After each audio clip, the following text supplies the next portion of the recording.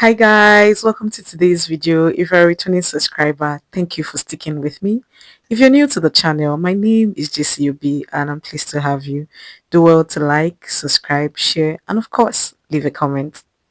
Today's topic is a sequel to our topic of last week. Last week, we established that worry is actually a faith problem. In today's video, we are going to be talking about faith, and I'll be giving you three practical and biblical ways to grow and strengthen your faith. Don't take these lightly because these have helped me personally. Without further ado, let's dive right in. First off, what is faith? The Catholic Catechism defines faith as a supernatural gift of God which enables us to believe without doubting what God has revealed. It can also be defined as a trust and confidence in God and His promises, even when they are not visible or certain. I honestly believe that nobody is born having faith, but it is, the situations and circumstances that, you know, kind of shape our ability to believe God or not. And one thing I know, faith is beyond a feeling and it is something that can be built. That said, here are three practical and biblical ways to build and grow your faith. Point number one, feed your faith, starve your doubts. You will agree with me that whether it's a relationship or it's a plant, if you don't feed it, it's gonna die. That is how faith is. If you don't feed your faith, it's not gonna grow. And the truth of the issue is, life as a believer, you can't do it without faith. So you need to be intentional about feeding your faith. The Bible in the book of Romans, chapter 10, verse 17 says, faith comes by hearing, and hearing by the word of God.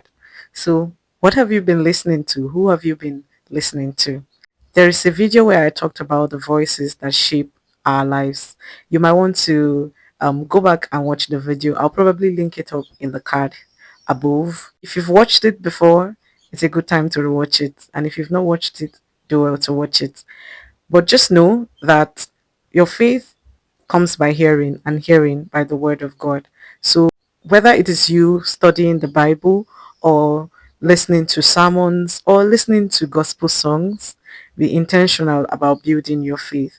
And these three things I just mentioned, they have a way of building your faith.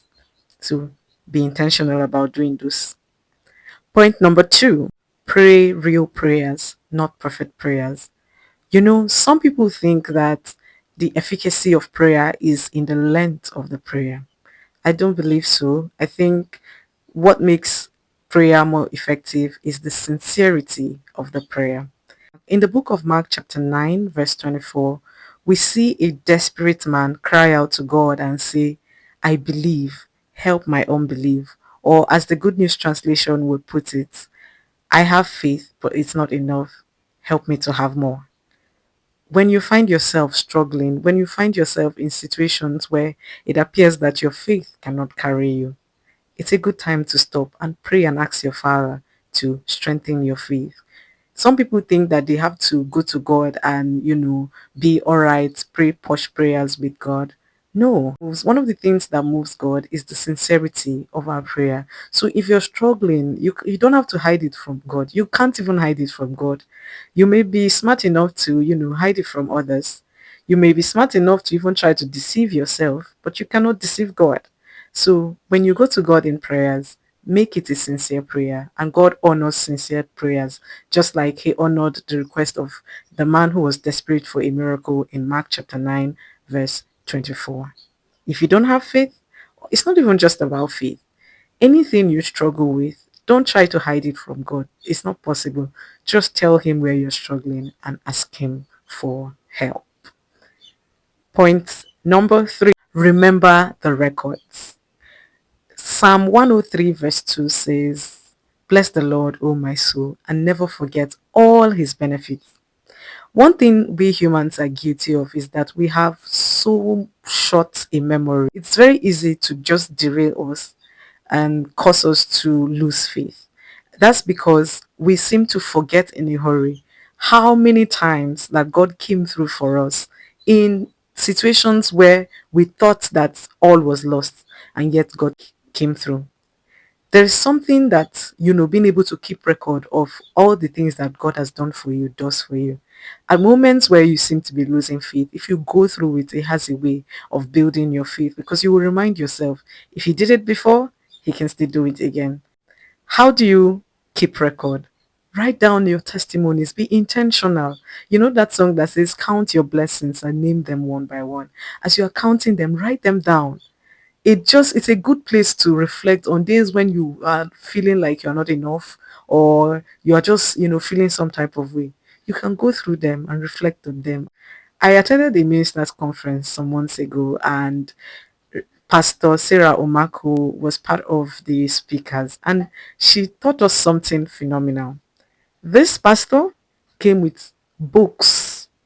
According to her, she has been keeping record of testimonies and things that God has been doing in her life for years. And she went even as far as reading out some to us, and it was really amazing, the intentionality about keeping record of the goodness of God. I came back from that conference, and it just gave me a whole new perspective. Before now, I only used to write my prayer intentions, and when God eventually does them, I would go back and take it, and then sometimes I just go over them to say, oh, God did this and God did that. But this time around, I'm more intentional about the testimonies. I cannot be honest with you. As of today, I think I'm in number 30 something of what God has done for me this year.